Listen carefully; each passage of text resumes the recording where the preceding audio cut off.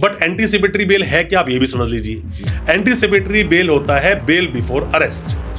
आपका नाम आ गया, मान लीजिए आपका नाम आ गया 307 के मामले में, अटेम्प्ट टू मर्डर में, या एनडीपीएस में किसी ने आपका नाम ले लिया कि भाई ये एक एक्स नाम का आदमी है जिसके अकाउंट में कुछ पैसे के ट्रांजैक्शंस हुई और कुछ कॉल भी हुई।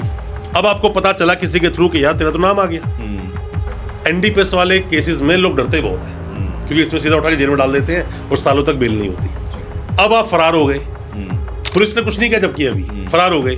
पुलिस ने नोटिस दिया आपको 67 का नोटिस दिया, उसके बावजूद भी आप जाके इन्वेस्टिगेशन ज्वाइन नहीं कर रहे हो, फरार हो। एंटीसिपेटरी बेल जल्दी से मिलेगी नहीं आपको। एंटीसिपेटरी बेल लगाई, डिसमिस, हाई कोर्ट के डिसमिस, सुप्रीम कोर्ट के तो भी डिसमिस।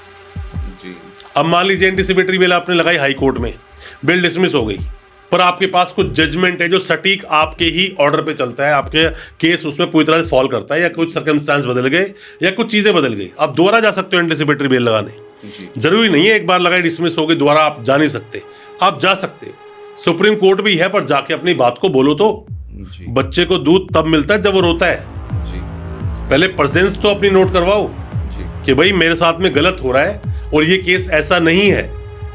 जजमेंट्स हैं अपने देश में बहुत सारे, आप उन जजमेंट्स को अगर देखोगे तो सिर्फ और सिर्फ किसी से फोन पर बात कर लेना या सिर्फ और सिर्फ किसी इंसान से व्हाट्सएप पे चैट कर लेना या पैसा कुछ अकाउंट में आया, इट्स नॉट मीन कि आप भी इस कार्टेल में इन्वॉल्व हो, कि आप भी ये जो प्रोहिबिटेड मेडिसिन, प्रोहिबिटेड जितनी भी चीजें हैं उनके सेल परचेज में आप इन्वॉल्व हो। इसका मतलब ये नहीं होता। पीछे के बहुत सारे कारण हो सकते हैं, उनको समझना चाहिए। एंटीसिपेटरी बेल का जो कंसेप्ट है एक बहुत ही वास्ट, बहुत ही बड़ा कंसेप्ट है, पूरा समझना जरूरी है। इसीलिए बोलता हूं कभी भी जब आप एंटीसिपेटरी बेल लगाते हो, वकील साहब से पहले केस को डिटेल में डिस्कस करो। सर मेरी एफआईआर क्या बोलती है, सर मेरी कंप्लेंट क्या बोलती है, सर इसका ये ऑर्डर है वो क्या बोलता है, इनको देखकर आपको क्या लगता है, आपकी सर स्ट्रेटेजी क्या होगी, पहले केस को डिस्कस कीजिए। खामखा जाके हर एक केस को उठाकर एंटीसिपेटरी बेल नहीं डालनी चाहिए। हर एक केस क्वैश भी नहीं होता है। आप सोच रहे हो आप जाकर सीधा क्वेश्चन लगाओगे और आपका नाम एफआईआर से बाहर हो जाएगा, ऐसा नहीं होता, इतना आसान नहीं है जी। उसकी भी कुछ टर्म एंड कंडीशंस होती हैं, कब तो आप क्वेश्चन लगा सकते हो, कब आप क्वेश्चन नहीं लगा सकते हो। बट हर मर्ज की दवा सिर्फ और सिर्फ आपको जेल जाने से बचना है, एंटीसिपेटरी बेल ही लगानी होगी, ये बिल्कुल जरूरी नहीं है। तो सर अभी आपने कुछ नंबर्स यूज किए थे 420, ये तो जो हमारे पहले आईपीसी थी और उसके बाद फिर बीएनएस आ गई, तो ये चेंज आया है, ट्रांसफॉर्मेशन जो हुआ है, उसकी वजह से एडवोकेट्स के लिए कितना बड़ा चैलेंज आया है? देखिए ट्रांसफॉर्मेशन तो नहीं, पर मैं ये बोलूंगा चेंजेस जरूर हुए। और चेंजेस क्या, सेक्शन सारे बदल दिए गए, सेक्शन आगे पीछे सारे हो गए जी। तो याद रखना थोड़ा टफ तो होता ही है, पर पढ़ना पड़ता है। हमारी यही हमारा काम है, यही हमारी ड्यूटी है, डेली पढ़ना है। डेली कोई ना कोई पिटिशन आती है 100-200 300 पेजेस की होती है, डेली तो पढ़ते हैं वो चीजें। तो इसलिए हमारे लिए पढ़ना इतना टफ नहीं होता, क्योंकि प्रोसीजर तो ऑलमोस्ट सेम है जी। चीजें बदली गई, कुछ चीजें ऐड ऑन की गई, कुछ चीजें रिमूव की गई जी। पर आईपीसी पर कमांड होना जरूरी है अगर हमें बीएनएस को समझना है जी। बिल्कुल। सीआरपीसी की कमांड होना जरूरी है अगर हमें बीएनएसएस को समझना है। एविडेंस एक्ट पर कमांड होना जरूरी है अगर बीएसए को समझना है। ये तीनों कानून नए आए, अपने देश का कानून इसको बोल रहे हैं 2023 का। तो इसके अंदर आप ये भी समझें कि पहले जो कुछ प्रोविजंस नहीं थे, पहले जो कुछ चीजें नहीं थी, वो चीजें यहाँ पर ऐड की गई, जैसे कि फॉल्स प्रॉमिस ऑफ मैरिज, इसके लिए अलग से सेक्शन बनाया गया, स्नैचिंग के लिए अलग सेक्शन बनाया गया।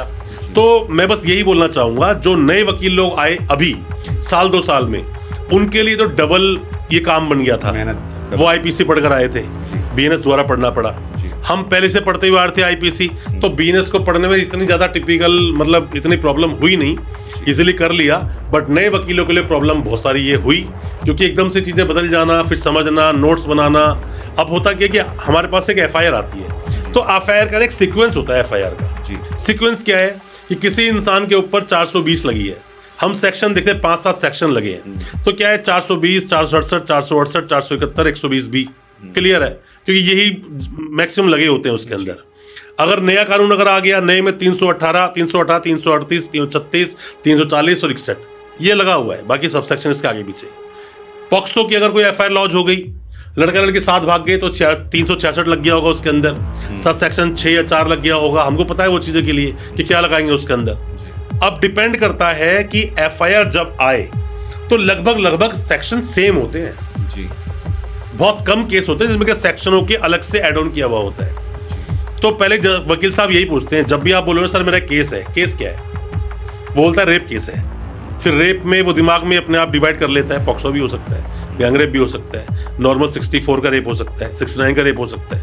एक बंदा बोलता है मर्डर केस है, क्लियर हो गया भाई, 103 का सेक्शन है, क्लियर सी बात है, 302 पहले वाला सेक्शन है, क्लियर होगा ना यहाँ पर। अब ये देखना मर्डर हुआ कैसे है।